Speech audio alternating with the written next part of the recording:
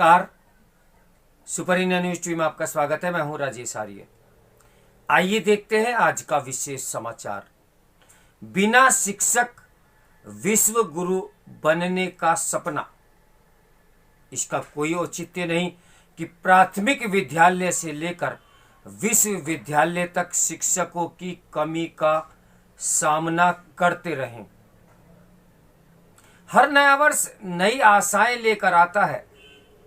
इससे अच्छा और कुछ नहीं कि घरेलू और बाहरी मोर्चे पर अनेक समस्याओं के बीच देश में यह भाव है कि भारत आने वाले वर्ष में द्रुत गति से प्रगति के पथ पर बढ़ता रहेगा।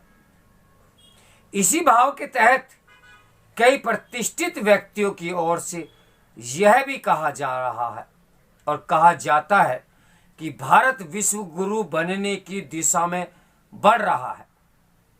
भिन्न भिन्न लोगों के लिए विश्व गुरु का मंतव्य अलग अलग हो सकता है, लेकिन इस साझा राय पर शायद ही किसी को आपत्ति हो कि भारत प्रगति के पथ पर बढ़ने के साथ विश्व की समस्याओं के समाधान में सहायक बनेगा और उसे राह भी दिखाएगा।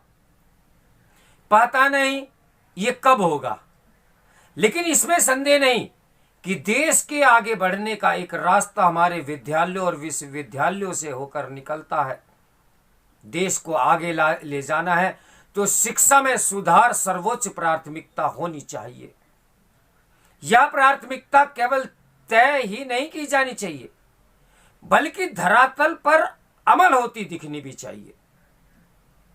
शिक्षा ही किसी देश की भावी पीढ़ी को उन मूल्यों से लैस करती है जो उसकी चतुर्दिक प्रगति में सहायक बनती है। बिना शिक्षा की कल्पना नहीं की जा सकती। एक ऐसे समय जब देश को विश्व गुरु बनाने की बातें हो रही हों, तब यह देखना दुखद है कि देश के केंद्रीय विश्वविद्यालयों और आईआईटी एवं आईआईएम में शिक्षकों के 11,000 से अधिक पद रिक्त पड़े हुए हैं। संसद के शीतकालीन सत्र में बताया गया कि 45 केंद्रीय विश्वविद्यालयों में स्वीकृत 18,956 पदों में से प्रोफेसर, एसोसिएट प्रोफेसर और असिस्टेंट प्रोफेसर के कुल 6,180 पद खाली हैं। भारतीय प्रौद्योगिकी संस्थानों में स्वीकृत 11,170 पदों में से 4,502 पद खाली हैं। इसी तरह भारतीय प्रबंध संस्थानों में 1,566 पदों में से 493 पद खाली पड़े हुए हैं। हालांकि केंद्रीय शिक्षा मंत्री की ओर से यह दावा किया गया कि एक अभियान के तहत रिक्त पदों को भरने का काम किया जा रहा है, लेकिन यह मानने के अच्छे भले कारण हैं कि यह अभियान उतना गतिशील नहीं जितना होना चाहिए, क्योंकि इसी साल जुलाई में संसद में यह बताया गया कि देश के 43 केंद्रीय विश्वविद्यालयों में शिक्षकों के 6,549 पद रिक्त हैं।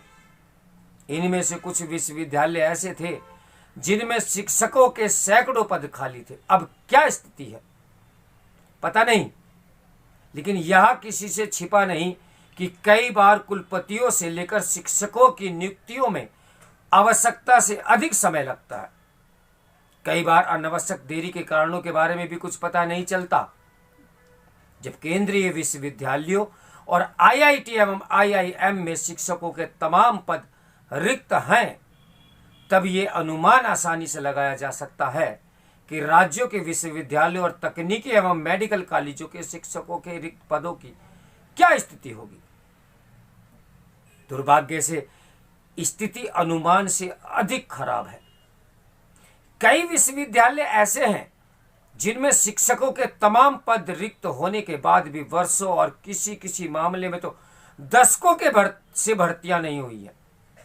इसके चलते कुछ विभाग अनुबंध पर रखे गए शिक्षकों के सहारे चल रहे हैं। इसका अनुमान भी सहज ही लगाया जा सकता है कि जिन विश्वविद्यालयों में शिक्षकों के दर्जनों पद वर्षों से रिक्त हों, वहां पठन पाठन की क्या स्थिति होगी।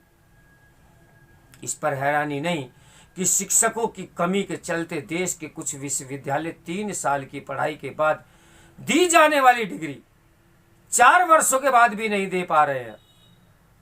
इसी तरह कुछ विश्वविद्यालयों के छात्र 5 साल बाद भी अपनी ग्रेजुएशन की डिग्री पाने की प्रतीक्षा कर रहे हैं। समस्या केवल विश्वविद्यालयों के स्तर पर ही शिक्षकों की कमी की नहीं है, उनकी तरह प्राइमरी और माध्यमिक विद्यालयों में भी बड़ी संख्या में शिक्षकों के पद खाली पड़े हुए हैं। यह सही है कि कोविड महामारी ने अन्य क्षेत्रों की तरह शिक्षा के क्षेत्र पर भी असर डाला है, पर यह कहा जा सकता है कि उसके चलते कहीं ना कहीं शिक्षकों की भर्ती भी प्रभावित हुई है। लेकिन इसकी अनदेखी नहीं की जा सकती कि बीते 3 वर्षों के दौरान विभिन्न राज्यों के चुनाव समेत अन्य कई काम समय पर होते रहे। प्राथमिक और माध्यमिक स्कूल भी किस तरह बड़ी संख्या में शिक्षकों की कमी का सामना कर रहे हैं, इसकी जानकारी पिछले वर्ष संसद में दी गई थी। इस जानकारी के अनुसार देश भर के सरकारी कार्यालयों में विद्यालयों में शिक्षकों के 10,60,139 पद खाली पड़े थे। यह नहीं कह सकते कि बीते 1 वर्ष में इनमें से कितने भरे जा चुके हैं, लेकिन एक ऐसे समय जब नई शिक्षा नीति पर अमल किया जा रहा हो तब इसका कोई औचित्य नहीं कि प्राथमिक विद्यालय से लेकर विश्वविद्यालय तक शिक्षकों की कमी का सामना करते रहे।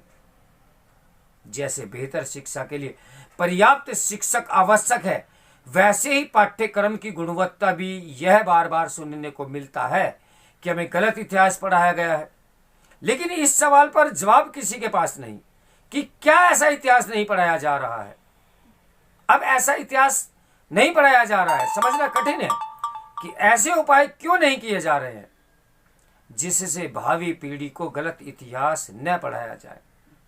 क्या ये विचित्र नहीं कि मोदी सरकार के 8.5 साल और 4 शिक्षा मंत्रियों के बाद भी इतिहास के पाठ्यक्रम में ऐसे संशोधन नहीं किए जा सके जिससे छात्रों को गलत इतिहास पढ़ाने की शिकायत दूर हो सके।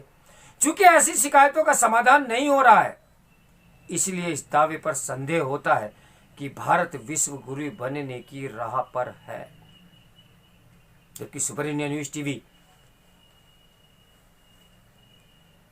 बहुत से ऐसे समाचार पाठ्यक्रम को लेकर निकाल चुका है कि इसमें संशोधन की आवश्यकता है और अति आवश्यकता है। इतिहास को जिस प्रकार से तोड़ मरोड़ कर हमें पेश किया गया 70 वर्षों से, वही तो हम और हमारे बच्चे पढ़ रहे हैं। तो वह कार्य कब पूर्ण होगा और हम विश्व गुरु बनने की राह पर निकल पड़े हैं? क्या संदेह व्यक्त करना जायज नहीं है? तो मेरे साथ बने रहिए सुपर इंडिया न्यूज टीवी की ब्रेकिंग न्यूज के लिए। नमस्कार, मैं हूं राजेश आर्य।